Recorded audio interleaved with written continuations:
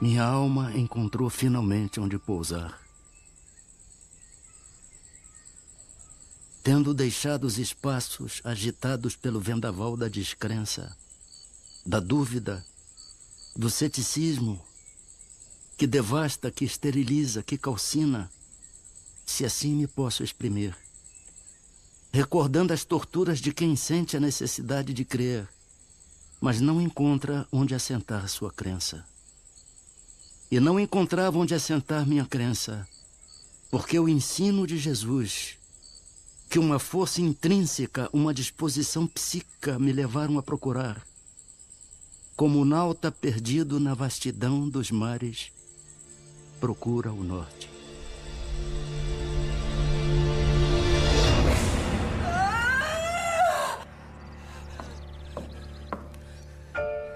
Vamos, dona Fabiana, só mais um pouco e a criança sairá. Força, minha filha, força!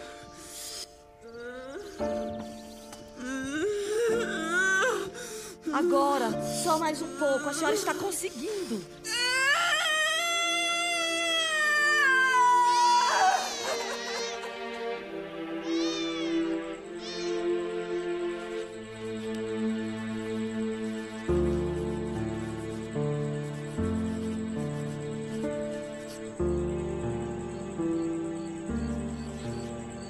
Nasci numa região quase inóspita no meio do sertão cearense.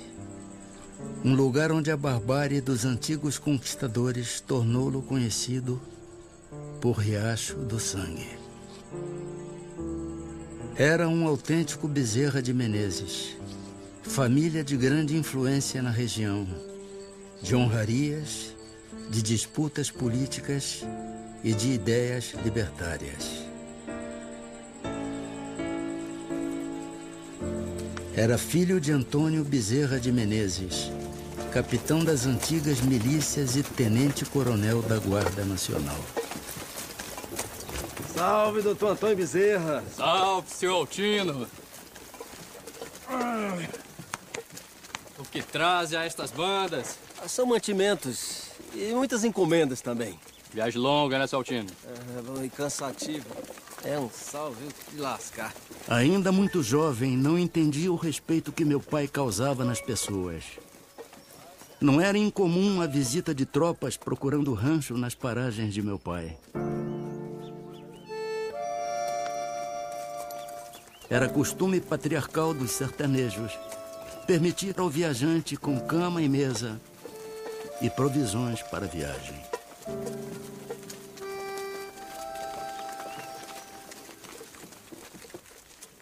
Trouxe o que lhe pediu, Altino? Mas é claro, né, seu Antônio? Ó, o menino Adolfo vai gostar disso. Muito bom. Adolfo, meu filho, corra! Corra, tem uma surpresa pra você.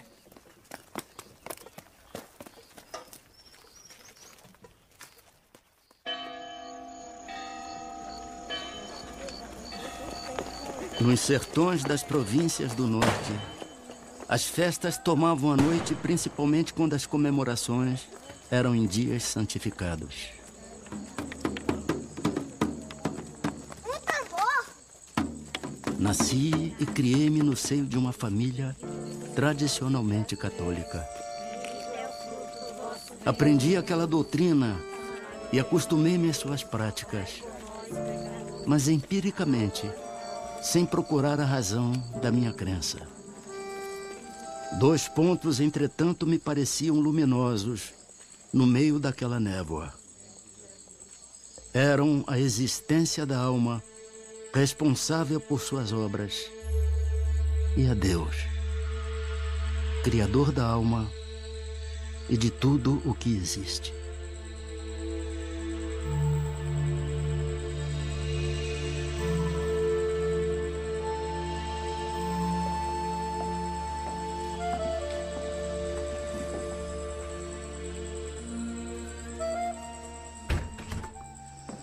Doutor Leopoldino, o senhor sabe quanta alegria o senhor traz para essa casa com a sua visita e de sua esposa. Alegria e muita honra, não é mesmo? Aceita um licor? Sim. Merci, madame. Meu senhor. Obrigado, Fabiana. Mas, doutor Leopoldino, conte-nos aquela história. A família era mesmo de São João do Príncipe. Uma família, sobretudo religiosa, que não se deitava antes de rezar o terço e não se levantava sem cantar o ofício de Nossa Senhora.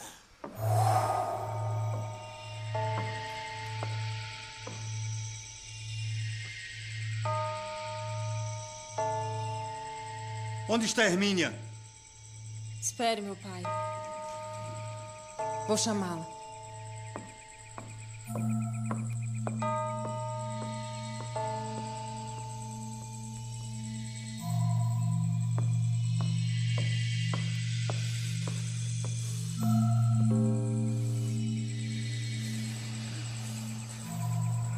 Hermínia, minha irmã.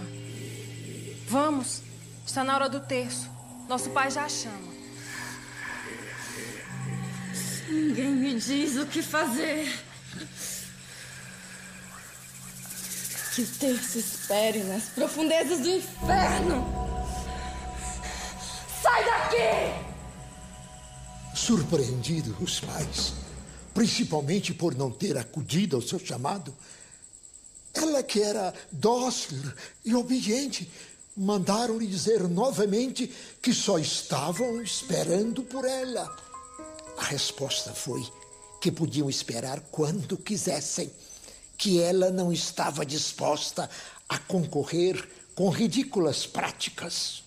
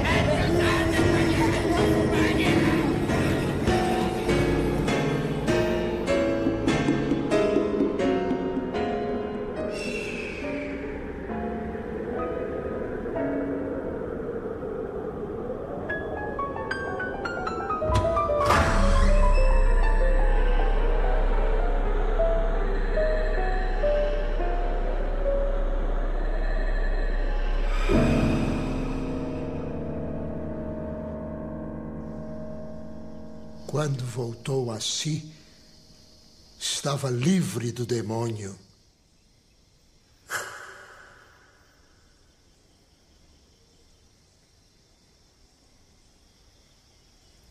Aquele relato do velho contador de histórias seria o meu primeiro contato com o universo além da matéria.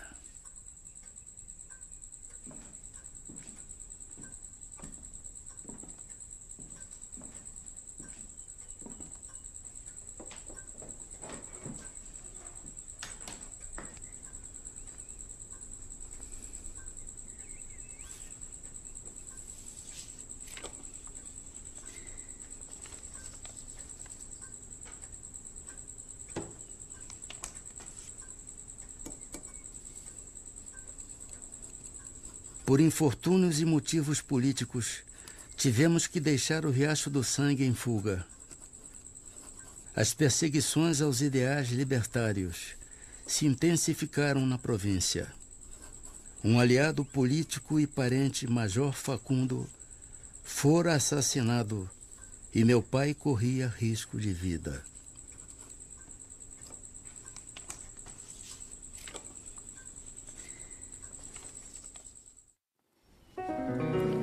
sabe o significado dessa frase? Não. Medici, sarat, natura, curat.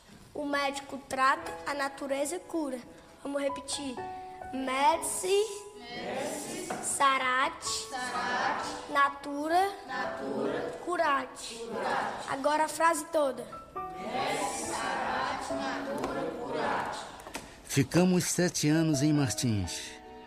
O suficiente para aprender latim na escola da latinidade e substituir alguns mestres em suas lições diárias.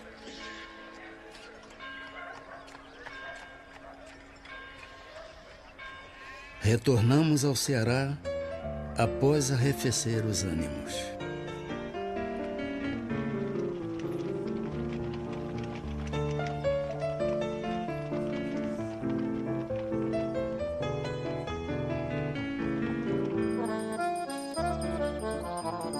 Quando estava finalizando meus estudos no liceu, meu pai ofereceu uma ceia aos amigos, o que era bastante comum.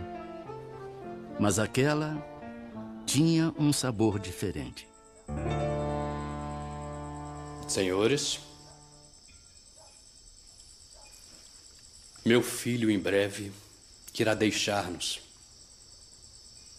para concluir os seus estudos superiores no Rio de Janeiro.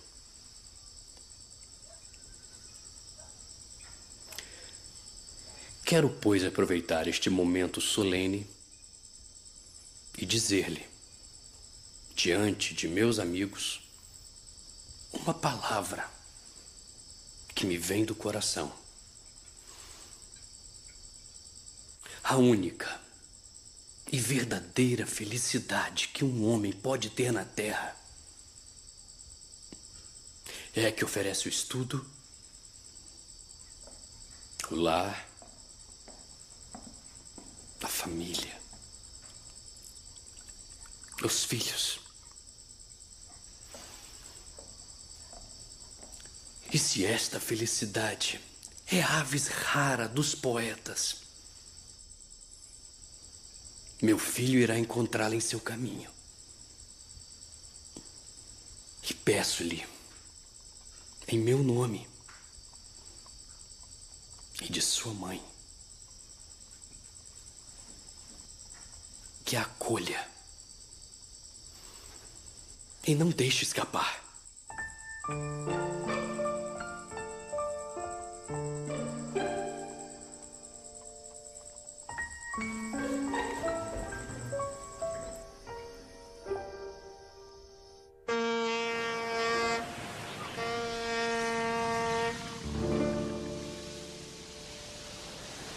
Alguns dias de viagem, fui despertado do sono letárgico em que estava mergulhado.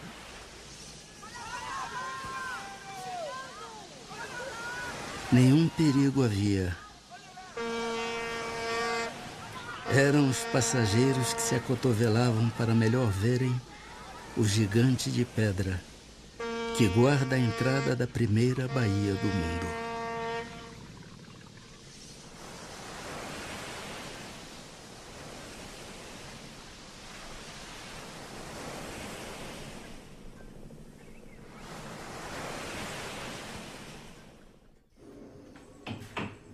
Era um jovem estudante de medicina e de pronto já me abatia o desafio de custear-me. Se não bastasse a falta de trato dos colegas, me era preocupante a dívida da pequena pensão e a manutenção de meus estudos.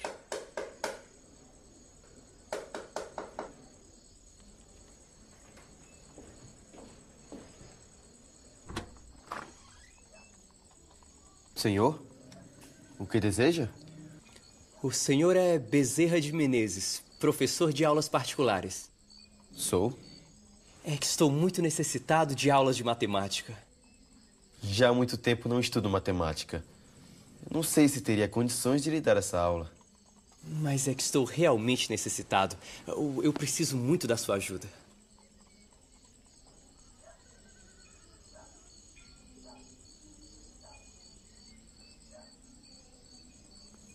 Está bem. Mas eu preciso de um tempo. Uma semana, talvez. Para que possa estudar. Preparar-me para dar essa aula. Acordado, acordado. Aqui está o seu pagamento. Por favor, não. Pague-me só depois. Esse dinheiro o meu pai me deu como mesada. Se o senhor não aceitar agora, eu vou acabar por gastá-lo com futilidades. E quando chegar a hora certa, eu não vou ter como lhe pagar.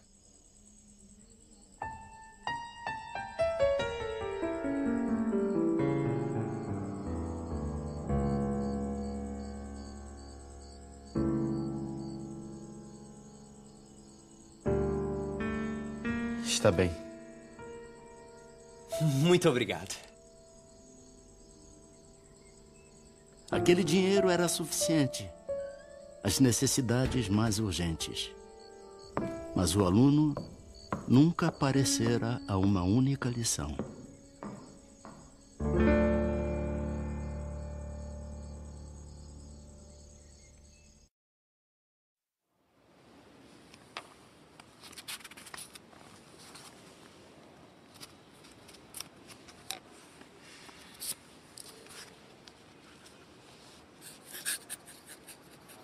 Os desafios de sobreviver em terras distantes já anunciavam o exercício da tolerância frente aos preconceitos de meus colegas na Academia Imperial de Medicina.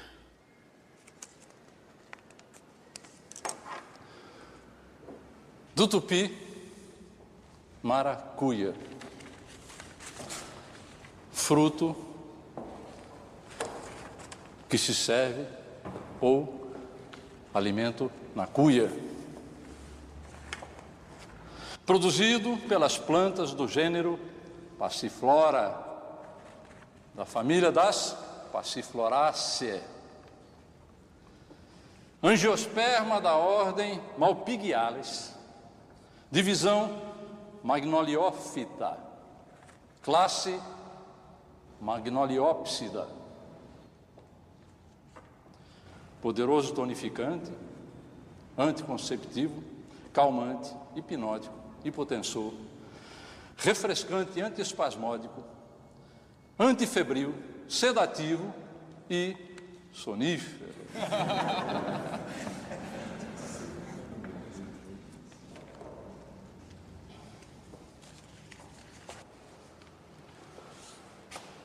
Meu jovem Adolfo, o senhor tem certeza de que a autoria desse documento lhe pertence?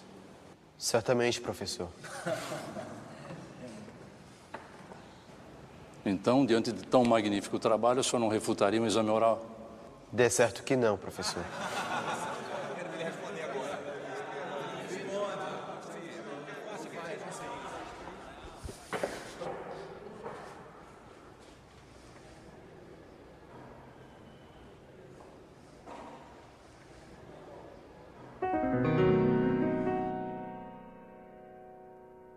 Aquela arguição durou cerca de 1 hora.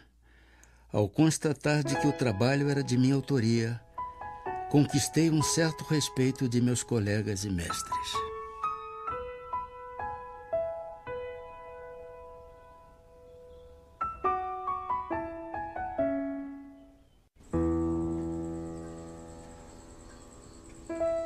Tive a conclusão de meus estudos com uma tese sobre cancro, onde a defendi na presença do imperador. Após doutorar-me, já tomava posse como membro da Academia Imperial de Medicina e logo era um cirurgião-tenente, assistente do renomado cirurgião-mor, professor e amigo, Manuel Feliciano Pereira de Carvalho.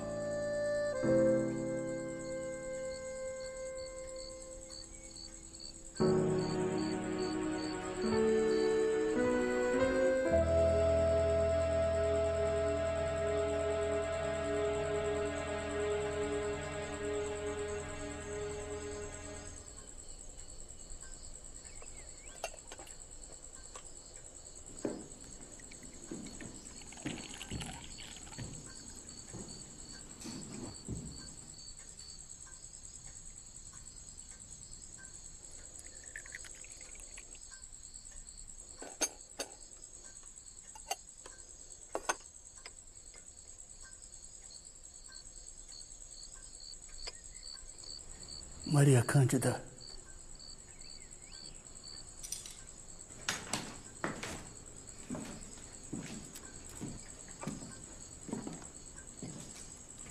Maria Cândida. Creio, Adolfo, que devas aceitar o convite à vida pública. Não temas em trabalhar pelas causas nobres e humanitárias. Serás um excelente deputado-geral.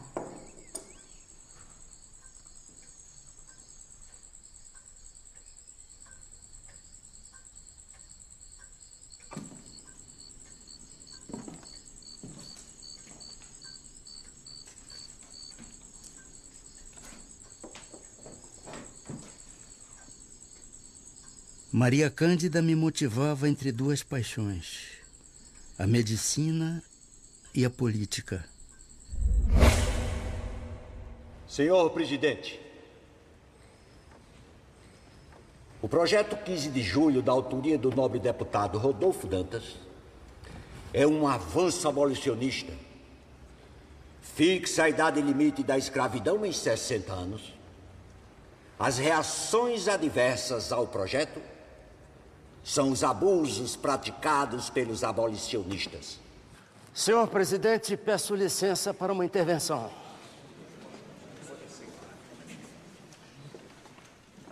Vossa Excelência sabe perfeitamente que um movimento que levava de forma acelerada a efetivar-se a abolição neste país foi bruscamente interrompido pelo projeto do dia 15 de julho. Não em Campos. Eu tenho a impressão que o nobre deputado pelo 6º Distrito veio a esta tribuna mais como representante de sua localidade do que mesmo para refutar as minhas proposições, que representam a mais pura verdade. Os fazendeiros de Campos, e eu dou testemunho, querem, como disse o nobre deputado, desenvolver as suas indústrias. Mas tem-se visto homens cultos, de elevada posição social mesmo, desconhecerem os princípios mais humanitários. E os abolicionistas querem e devem conter os desmandos destes homens, mas o fazem dentro dos princípios e dos limites determinados pelas leis deste país. Esses homens, senhor presidente, são capazes de cometer as maiores barbaridades contra escravos que são seus semelhantes. E o nobre deputado aqui disse e aqui qualificou que esses atos não passam de abusos de abolicionistas. Mas um abuso não justifica outro. Punam-se ambos. Me perdoe, nobre deputado, mas o que se vê é que esses bárbaros que se viciam, eu diria mesmo com furor ferino, os seus escravos, os seus irmãos, os seus semelhantes, até hoje não foram condenados pela lei. Vossa Excelência, pode apontar-me um fato de um abolicionista processado por violência contra a propriedade servil ser condenado? Não vai encontrar nenhum. Realmente, nobre deputado, eu não apresento um só, porque já que os senhores que torturam, barbarizam, se viciam os escravos que são seus semelhantes e não sofrem qualquer tipo de repressão, por que os abolicionistas deveriam ser punidos por salvarem vidas? Eu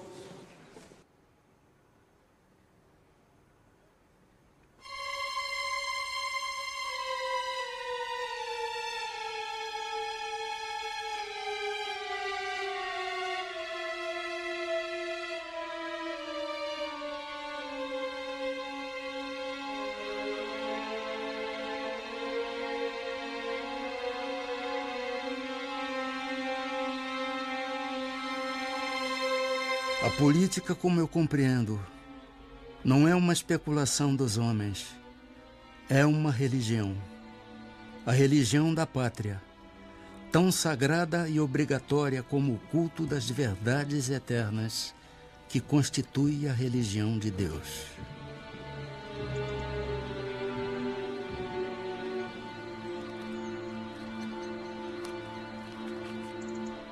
Vossa Excelência? Vossa Excelência?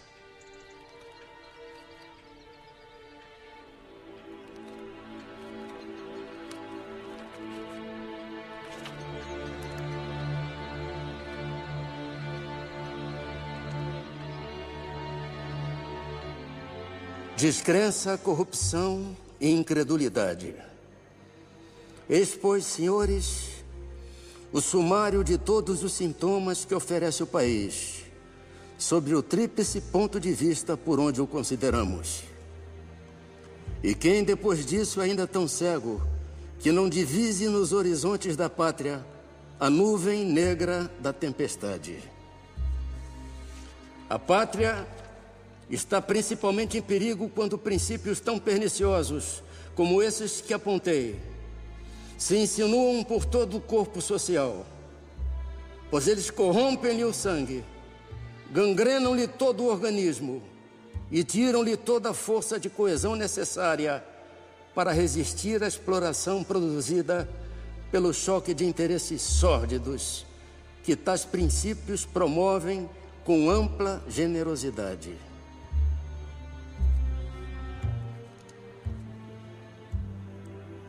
Senhores, a sociedade brasileira está gravemente enferma. As extremidades estão frias e o coração não tarda.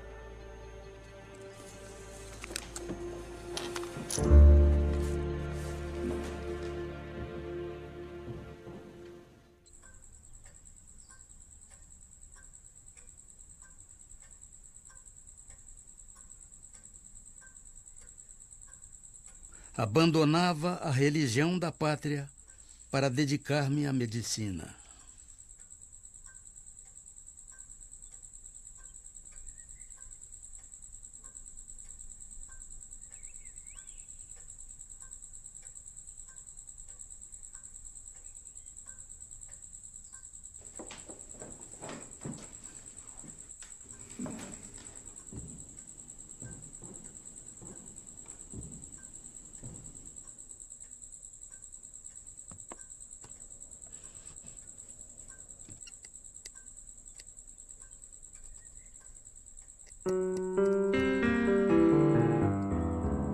O amor, meu amigo, o amor é uma chispa da luz eterna que penetra nossa alma e nela grava o cunho das coisas imperecíveis.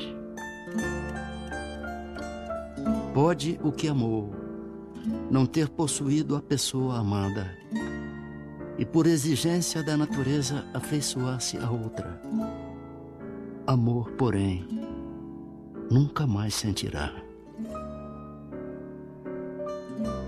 Se de fato amou da primeira vez, se não tomou por amor um sentimento transitório.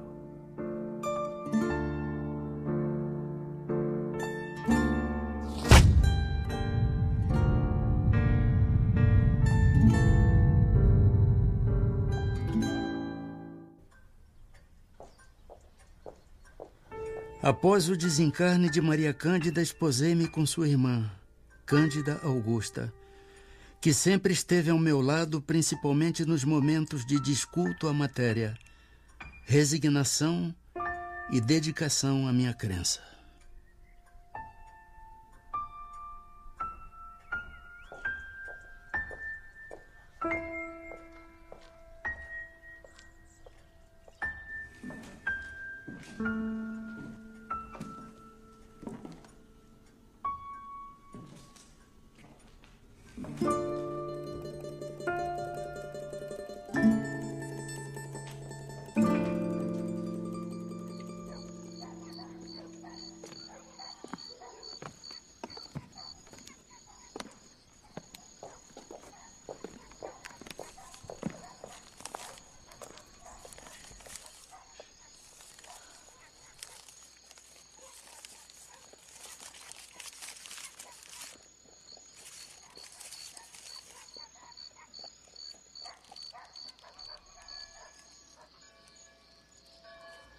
Era um presente de um colega.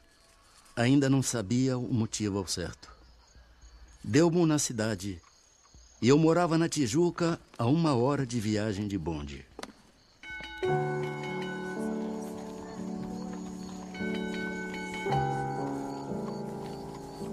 Não tendo distração para a longa e cansativa viagem, disse comigo: ora, Deus, não hei de ir para o inferno por ler isto. Abri o livro e prendi-me a ele como acontecera com a Bíblia.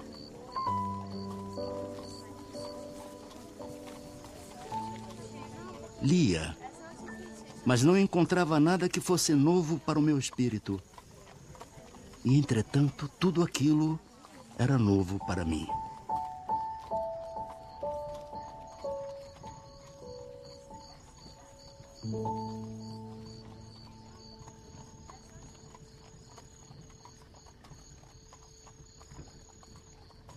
Se não bastasse a afinidade com o livro dos Espíritos, a experiência com o médium João Gonçalves foi a certeza de meu desígnio. A crise de dispepsia que me abatia há 5 anos de tratamentos alopáticos fez com que aceitasse, ainda que desconfiado, a orientação do meu amigo Mário Lacerda. Fora Mário o encarregado à primeira consulta mediúnica.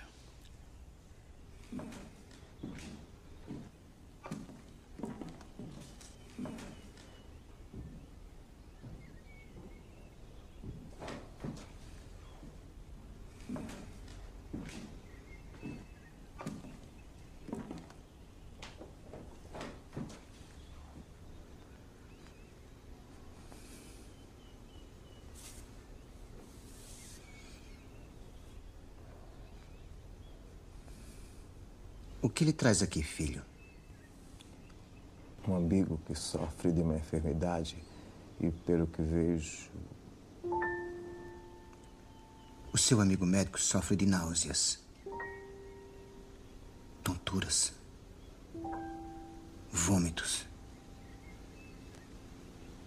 ardências no estômago. A dor no peito não é do coração.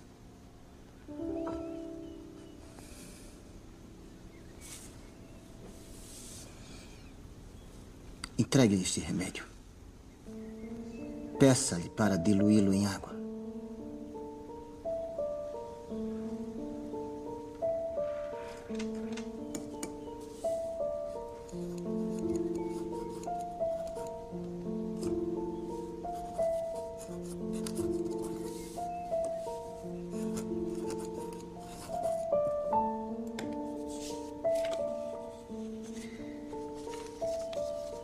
Diga-lhe para seguir as orientações do humilde amigo.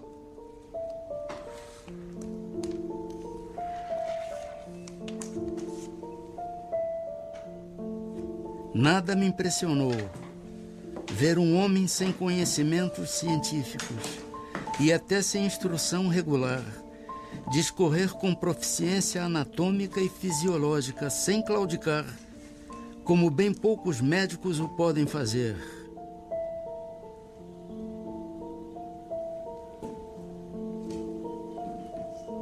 Em pouco tempo de tratamento, a doença desaparecia.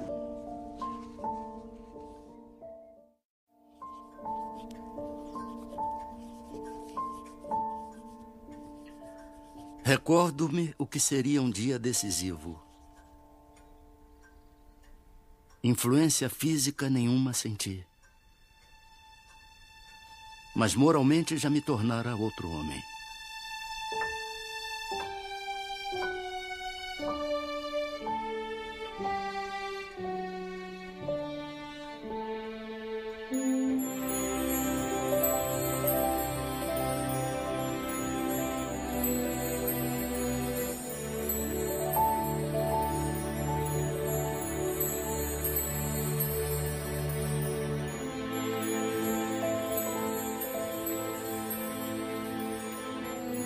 Senhor, o salão da guarda velha já está pronto. Os assentos estão todos ocupados. Os convidados o esperam. Por favor, me acompanhe.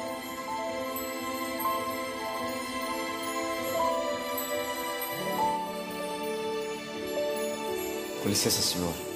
Quero assinar o livro de presenças.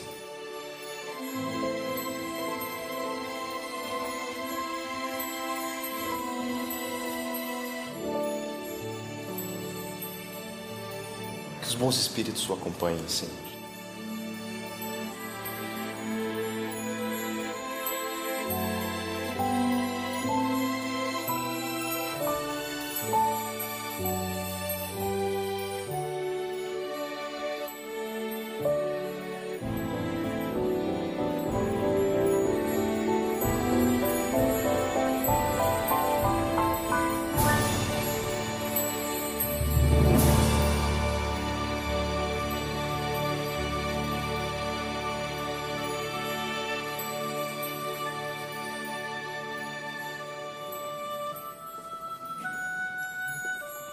Naquele dia me abracei com um cascalho para não rolar no abismo da descrença.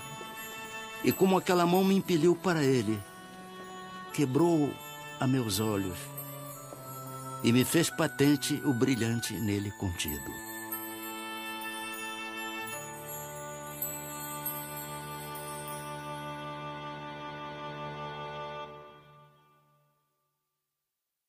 Minha alma encontrou finalmente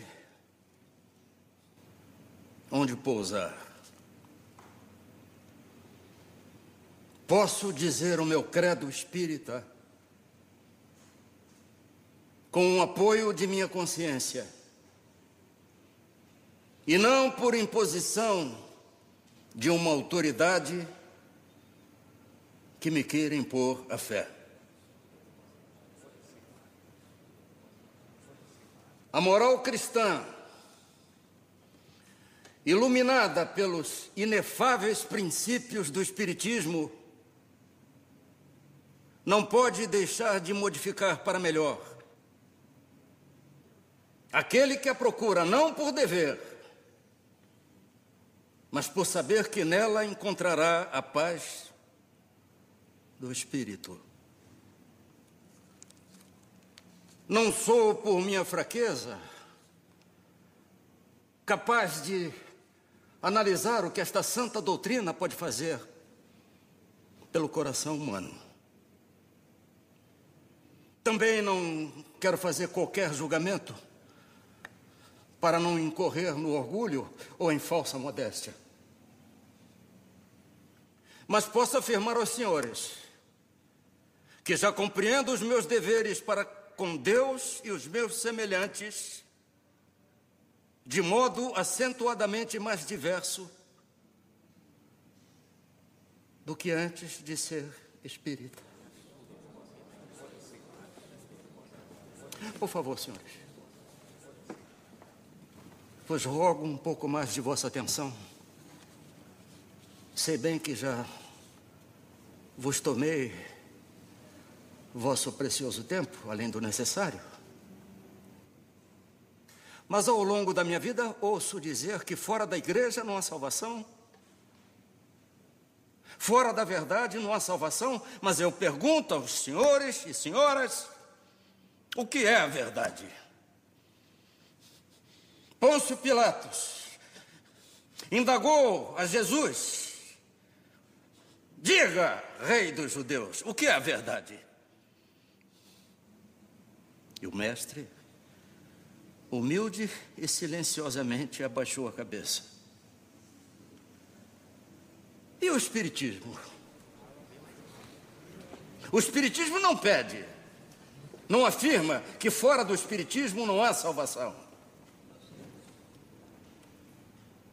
Ele diz humildemente que fora da caridade não há salvação. Obrigado.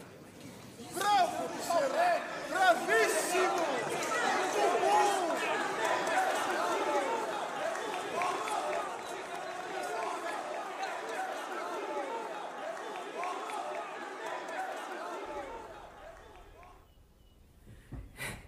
Não sei como ele vai receber essa notícia.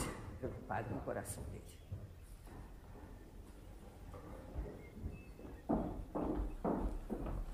Ah, Soares.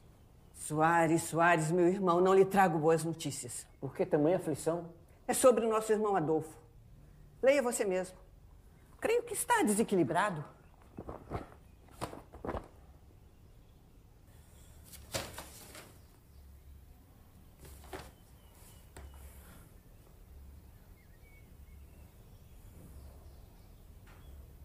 Está louco? Por que cometer tal pecado em público?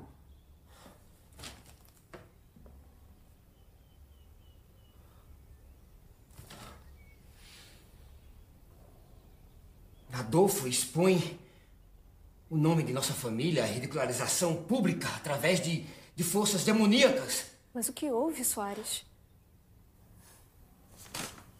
Meu irmão, Adolfo, adotou a religião dos demônios em discurso público. Religião dos demônios? O espiritismo, uma religião de fantasmas, de pessoas falecidas. Religião de fanáticos que afastam os homens da pura e verdadeira religião. Espiritismo? A religião em que as pessoas se comunicam com os mortos? É. Eu sinto o cheiro de enxofre das palavras dele. Meu Deus, só pode estar possuído. Precisamos buscar o auxílio da Igreja Católica para exorcizá-lo. Religião do politeísmo, religião dos demônios. Que Jesus Cristo expulsou. Religião de Pitágoras. Buscam a pluralidade da existência como boa nova para atrair noviços.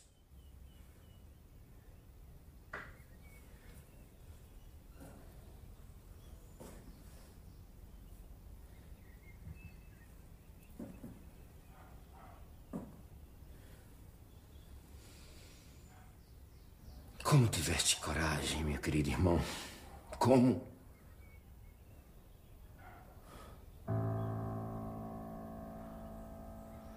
Devo comunicá-lo o exprobo de nossa família. Não farás mais parte dela.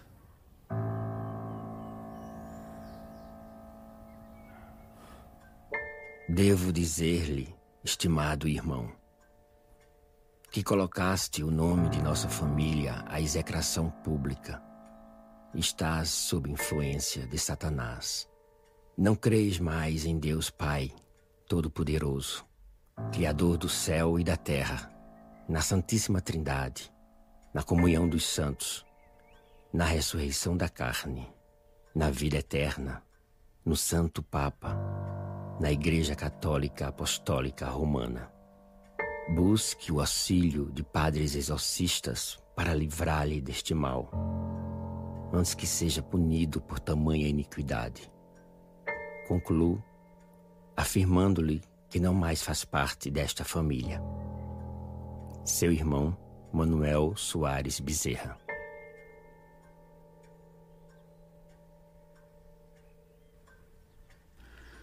Dentre as reações adversas à minha escolha ao espiritismo,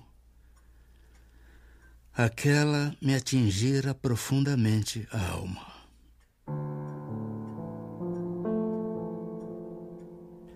Em resposta aos impropérios, escrevi-lhe uma extensa carta que me vinha do coração. Creio em Deus Pai Todo-Poderoso, Criador do céu e da terra. Creio em Jesus Cristo, seu dileto Filho, nosso Senhor e Redentor. Creio que a Igreja foi instituída por Ele para ensinar sua santa doutrina e que é assistida pelo Espírito Santo nesse santíssimo mistério. Creio na comunhão dos santos, na ressurreição da carne, na vida eterna. Não creio na lenda dos anjos decaídos, porque crer nisso valeria por negar a onipotência e a onisciência do Senhor. Não creio que o mal possa vencer o bem, eternizando-se como este no reino de Satanás. Não creio que o espírito criado pelo Senhor possa fazer-lhe frente, resistir-lhe e destruir-lhe os planos, e nem que o Senhor permita isso, servindo-se do rebelde para castigar o rebelde. Porque, nesse caso, Deus não criou o homem para o bem e para a felicidade. Não creio nas penas eternas, porque Deus é Pai.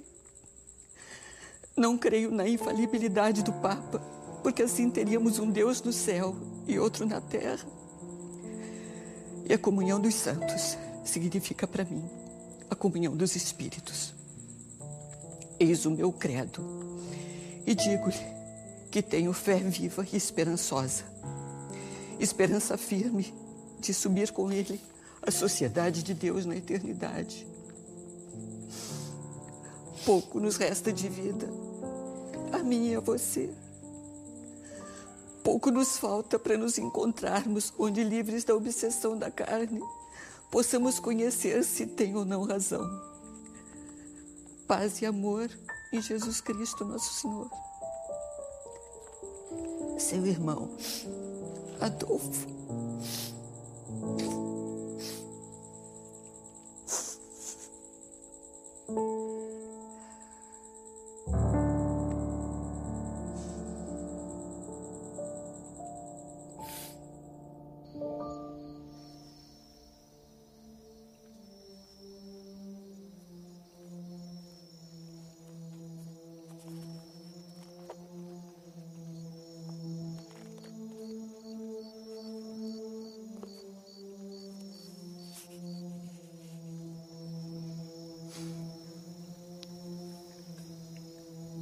Amai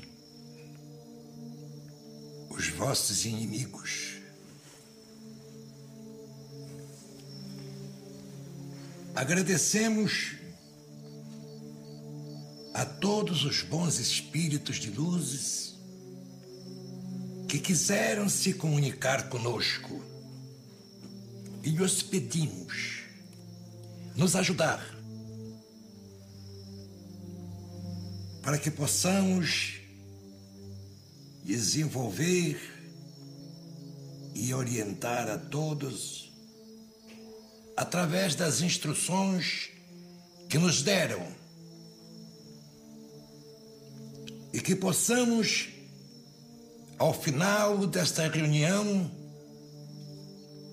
cada um de nós sair cada vez mais fortalecido na prática do bem e do amor ao próximo.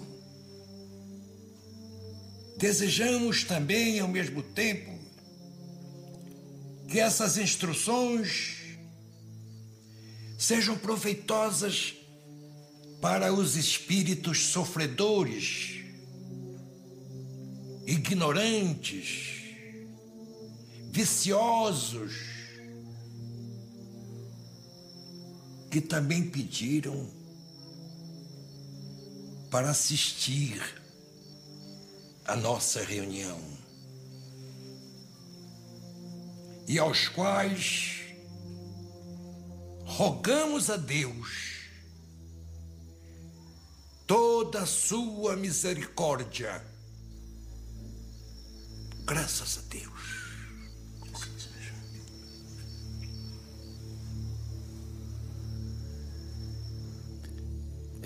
Peço licença para uma breve intervenção, se possível.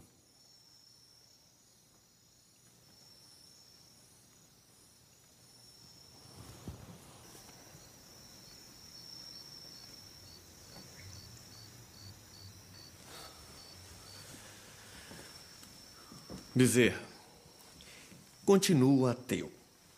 E não somente por meus colegas, mas também por mim, venho convidá-lo a um debate público, a fim de provarmos a inexpugnabilidade do materialismo contra as pretensões do espiritismo. E devo prevenir vocês que o materialismo já levantou extensa lista de nomes de médiuns fraudulentos, de ilusionistas que operam em nome de poderes imaginários, daqueles que largaram o suposto das forças psíquicas e fizeram declarações quanto às mentiras piedosas de que se viram envoltos, dos chamados sensitivos que reconheceram seus enganos e desertaram das fileiras espíritas. E, juntamente com esta relação, apresentaremos outro rol de nomes que o materialismo também levantou. Nomes dos experimentadores que provaram a inexistência da comunicação com os mortos, de sábios que não puderam verificar as factícias ocorrências da mediunidade, de observadores desencantados de qualquer testemunho de sobrevivência, de estudiosos ludibriados por vasta súcia de espertalhões. Esperamos que você e os espíritos aceitem o repto.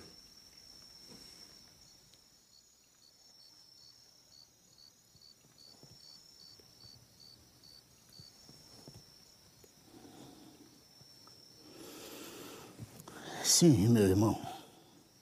Se é que posso chamá-lo, meu irmão. Aceitamos o desafio, desde que o irmão traga para o debate um infortunado que o materialismo tenha soerguido moralmente no mundo, um malfeitor a quem a dignidade humana tenha sido devolvida, um infeliz a quem o materialismo tenha restituído o riso, a alegria de viver. Os desesperados da alma, a quem tenha sido restituído a paz do coração. E aqueles que sem rumo, sem bússola na vida, que foram arrancados das portas do inferno pelo materialismo. Acontece isso, irmão. E aqueles nossos mais queridos irmãos, cuja morte arrebatou seus seres mais queridos, e que, enregelados na dor, será que o materialismo acenou para eles com a esperança? E as viúvas, órfãos, será que o materialismo apontou para eles a esperança também, para que não desfalecessem de dor, de desespero ante as cinzas do túmulo? Aquele que não perdoa foi ensinado pelo materialismo a perdoar? E os nossos semelhantes, que vieram do berço cegos, mudos, paralíticos, deformados, será que o materialismo ensinou a eles a serenidade, a resignação, para que enfrentassem com paciência, com compreensão, com justiça, o quinhão de lágrimas que a eles a vida reservou? Ah, amigo, se você conhecesse a lei de causa e efeito, a lei de reencarnação, e eu lhe pergunto ainda, o suicida, aquele que tem essa ideia fixa na mente, o materialismo teria tirado de sua cabeça este ato que é considerado o crime mais afrontoso ao Criador?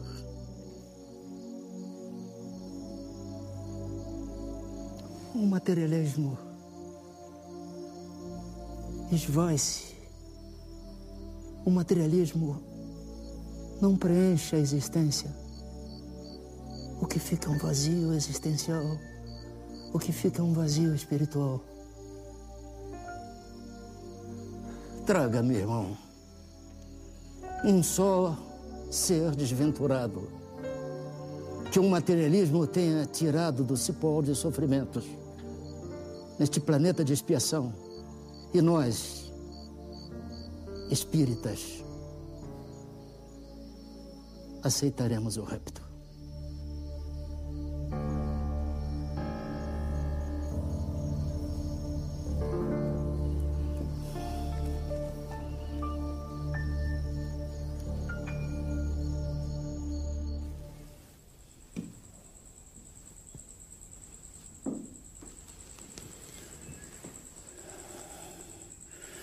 Há quanto tempo o Francisco está com febre? 6 horas. Começou sem nenhum motivo aparente. Muito bem. Eu vou preparar um banho. A febre vai ceder. Não.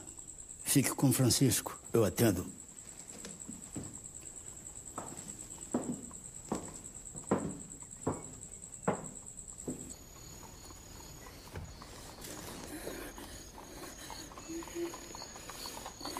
O que foi, senhora? O que aconteceu? Senhor, o senhor precisa me ajudar. A minha filha está muito doente em casa. Quando eu cheguei, ela já não tinha mais nenhuma força. O senhor precisa socorrê-la. Eu sei, senhora. Acontece que meu filho também não... Eu imploro, senhor. Eu tenho medo de perdê-la ainda essa noite. Está bem. A senhora fique calma. Aguarde um segundo. Eu vou pegar meus instrumentos. Calma.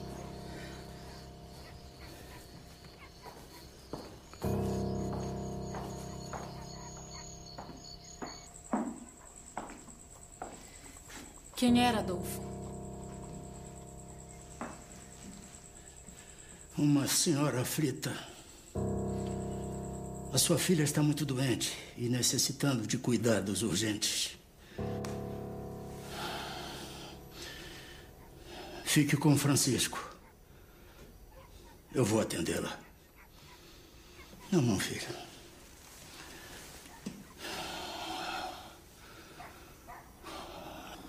Senhor, em vossas mãos, deixo meu filho. Que assim seja.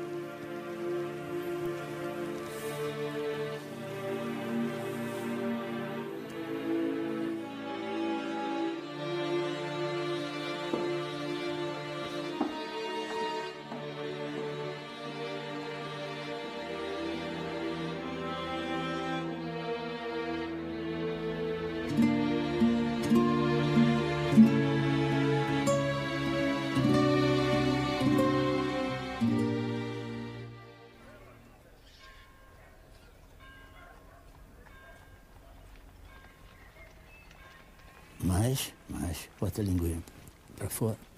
Isso.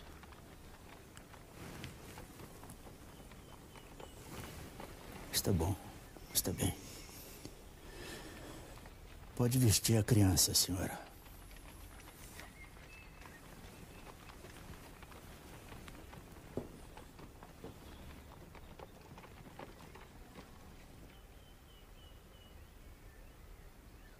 Esses são os medicamentos que a senhora deve comprar. O que a sua filha apresenta tem cura.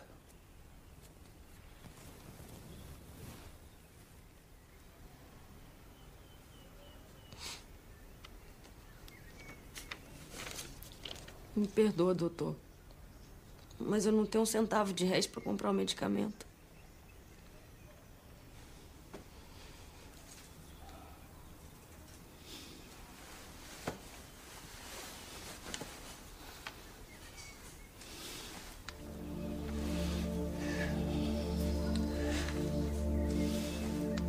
Tome, senhora. Isto lhe será mais útil. Eu não posso aceitar. Não posso. O seu anel de formatura. Ele não terá a menor utilidade para mim, senhora. Se eu não puder exercer o meu ofício em toda a plenitude, por favor.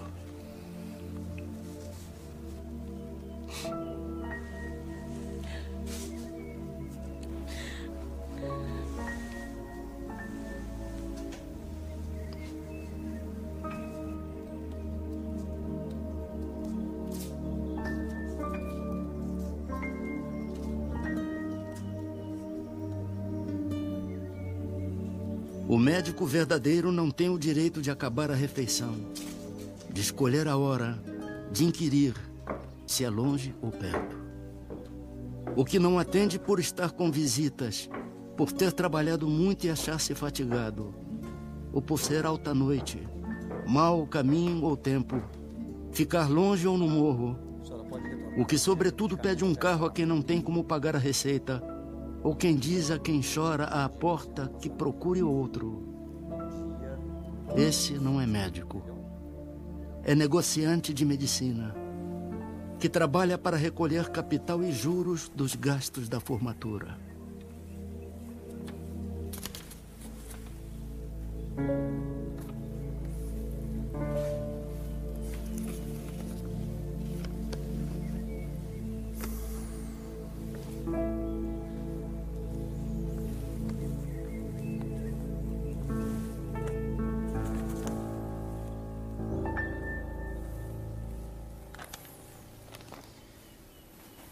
Nós já temos inúmeras dívidas do Dr. Bezerra de Menezes. A senhora tem como pagar o medicamento?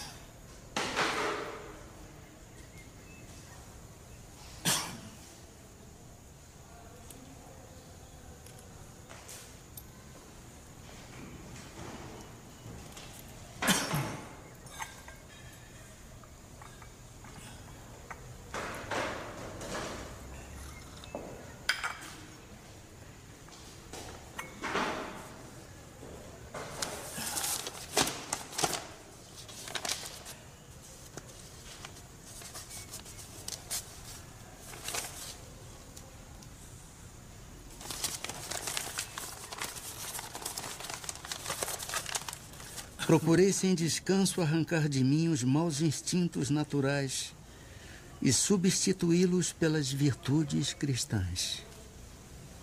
Tendo fé, tenho esperança. E quanto à caridade, procuro tê-la o mais que me é possível.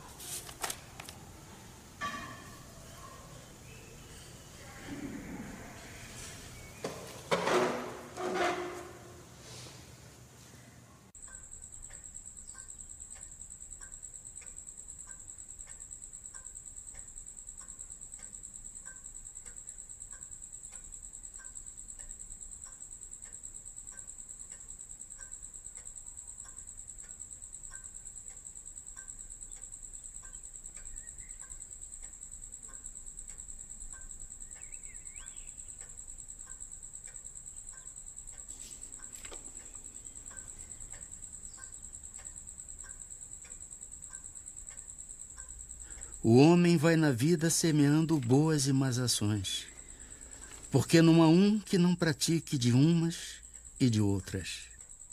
O mais puro espírito tem suas fraquezas. Nenhuma ação da criatura humana é esquecida ou desprezada.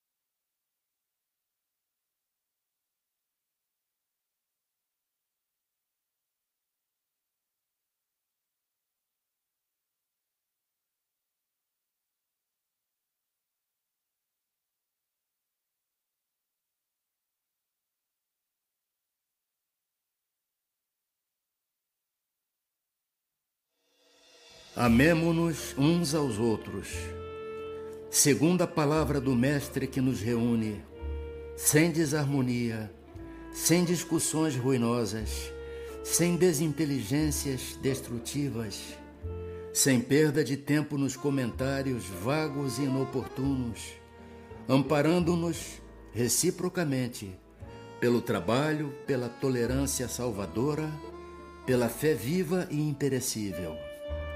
Recordemos as palavras do Código Divino para vivê-las na acústica de nossa alma, seguindo o Senhor em sua exemplificação de sacrifício, de solidariedade e de amor. Eu sou o caminho, a verdade e a vida. Ninguém irá até o Pai, senão por mim.